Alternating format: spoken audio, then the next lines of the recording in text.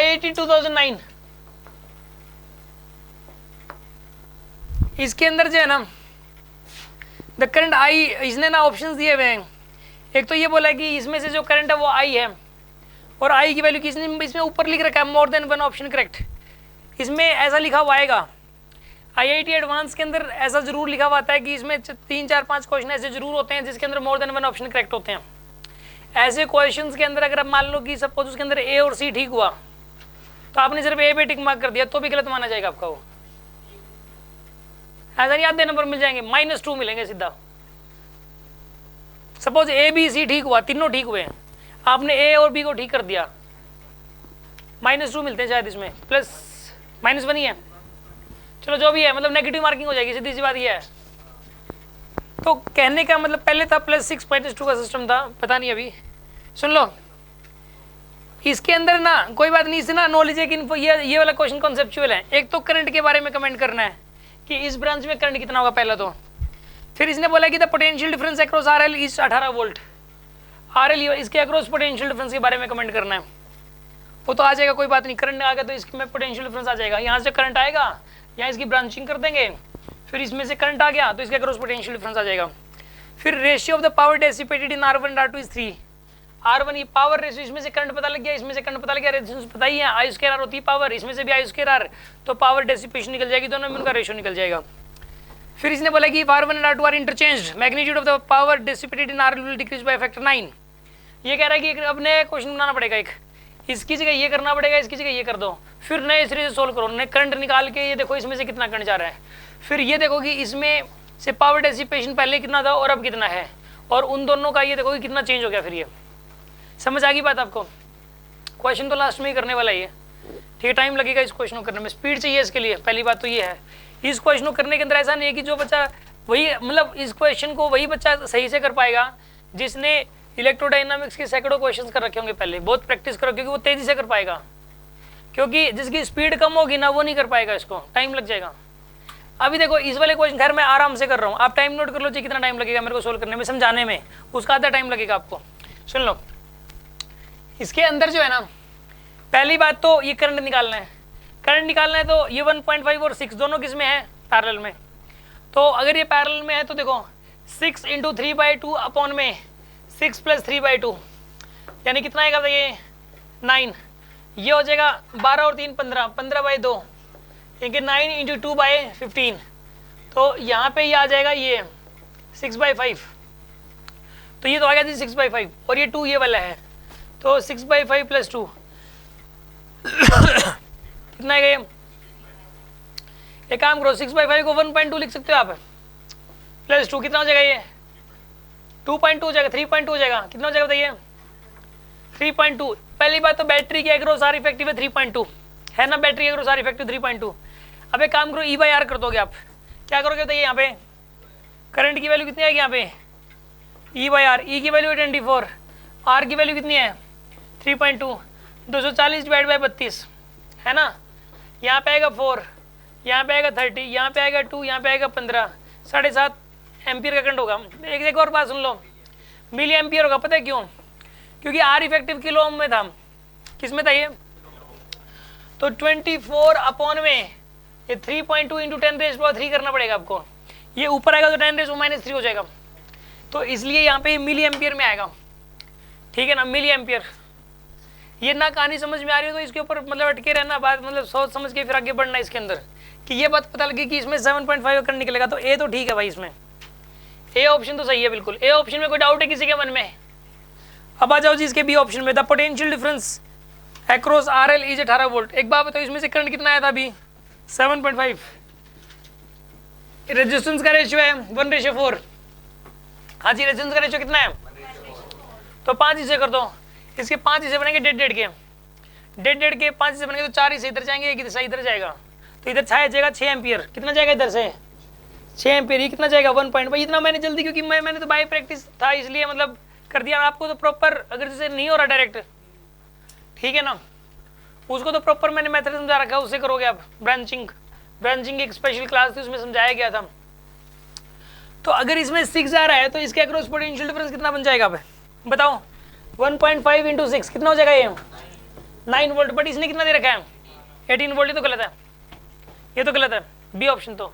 हाँ हम एक काम करते हैं, इसकी पावर निकाल लेते हैं, क्योंकि डी ऑप्शन में जरूरत पड़ेगी इसकी पावर की। यही पूछा ना आरएल से कितनी पावर होगी, मतलब पावर पूछी, आई स्क्वायर आर से निकलती है पावर। पावर होता है रेट ऑफ जूल हीटिंग पर सेकंड, इसमें से कितनी हीट एनर्जी बाहर निकलेगी पर सेकंड, तो पर सेकंड इसमें से हीट एनर्जी बाहर निकलेगी 6 का स्क्वायर इंटू 1.5, तो 36 इंटू 1.5, तो कितना हो जाएगा यहाँ पे 54 वॉट। हाँ जी कितनी हो जाएगी बताइए पावर 54, अभी पता लग जाएगा, आप दूसरे वाले केस में भी निकाल लेंगे हम लोग, 54 निकाल के रख लिया। अच्छा अब इसने क्या बोला है कि ratio of the power dissipated in R1 and R2 is 3, इसमें पावर डेसिपेशन निकालना है। लेकिन एक और प्रॉब्लम है यार, ये वोट नहीं आएगा, किलो वोट आएगा ये, क्योंकि रेजिस्टेंस किस में था, इसमें किलो ओम में था, तो ये किलो वोट में आएगा KW, ठीक है ना। आप एक काम करो, इसमें से बताइए, इसमें से पावर डेसिपेशन कितना हो जाएगा, आई स्क्वायर आर मतलब 7.5 का स्क्वायर इंटू 2 कितना बनेगा ये बताइए, 7.5 इंटू 7.5 कितना होता है, कर लो यार कैलकुलेटर से, 15 होता है, 7.5 इंटू 7.5 15 हो जाएगा ना। ना मैं ये प्लस कैसे हो सकता है ये बताओ, या तुम निंदों में हो ना, तुमने देखा ना तुमने सुना, 112.5, ये 2 भी मल्टीप्लाई कर लिया क्या आपने, 112.5 आ गया, क्या हो गया तुम्हें,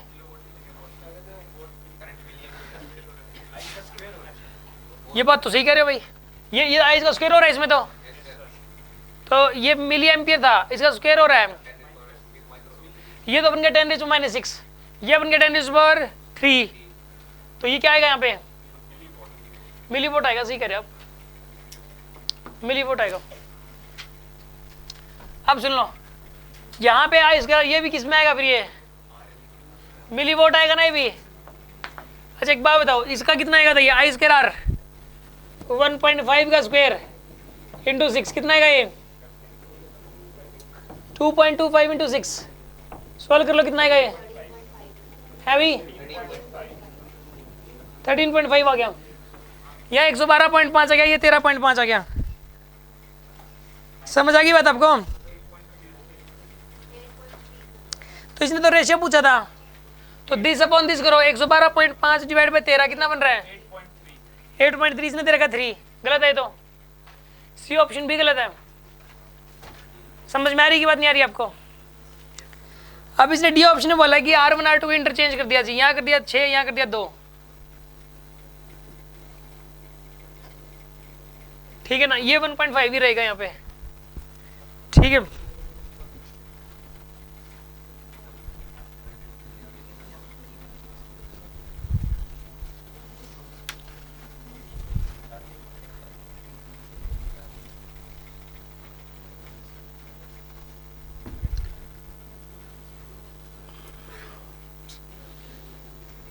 अब सुन लो, पहले तो आर इफेक्टिव देखोगे, 1.5 और 2, 1.5 और 2 का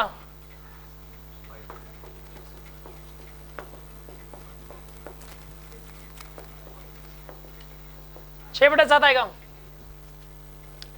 ऐसे क्वेश्चंस में ना कैलकुलेशन मिस्टेक होती है अक्सर जल्दबाजी में, क्योंकि कई सारे स्टेप्स फॉलो करने पड़ते हैं हमें, और अगर वो स्टेप सारे आराम से करने लगे तो बहुत टाइम लग जाता है।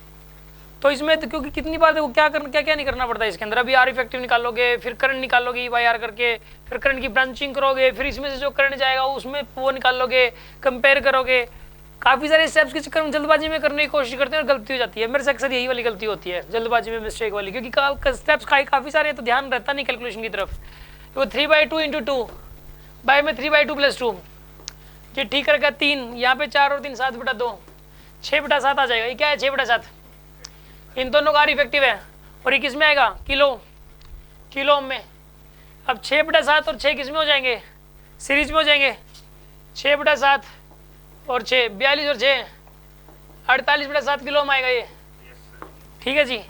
अब करंट कितना निकला 24 डिवाइडेड बाय 48/7 7/2 किस में आएगा ये मिली एम्पियर।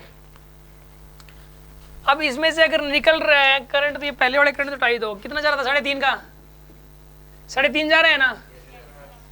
ये रेशियो बताओ, ये 1.5 है, ये 2 है, तो 3/4 है, 3/4 हो गया, रेजिस्टेंस का रेशियो कितना हो गया 3/4, तो करंट का रेशियो क्या होगा 4/3, 4/3।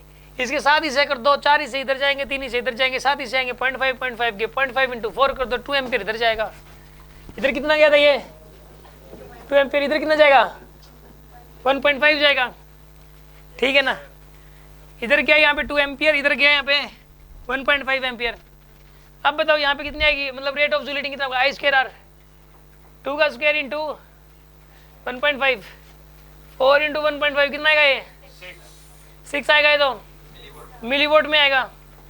तो ये 6 था और ये वाला कितना है 54, तो 9 टाइम्स कम होगी पावर, पावर 9 टाइम्स कम होगी, decrease by factor of 9। D option सही है इसका। एक अच्छा क्वेश्चन था, इस क्वेश्चन से ना प्रैक्टिस हो रही है किस चीज़ की, देखो पहली बात तो आर इफेक्टिव निकालने की, दूसरी प्रैक्टिस हो रही है कि जो करंट होता है वो एक सिंगल बैटरी सिंगल रेजिस्टेंस से तो करंट होता है E/R, इस बात का पता लग रहा है। तीसरा में इसमें ब्रांचिंग ऑफ करंट का पता लग रहा है। चौथा में ये बात पता लग रही है कि जो पावर होती है वो पावर का फॉर्मूला होता है I²R, ठीक है ना। तो इतनी सारी जो फॉर्मूले हैं, ये जो चारों फॉर्मूले मैंने बताए, इनकी बार बार प्रैक्टिस हो रही है, ठीक है। इन चारों की प्रैक्टिस के लिए मतलब ये वाला क्वेश्चन है, आगे बात समझ में आपको, एक बेहतरीन क्वेश्चन है इन चारों क्वेश्चन से, चारों फॉर्मूला की प्रैक्टिस के लिए, ठीक है ना।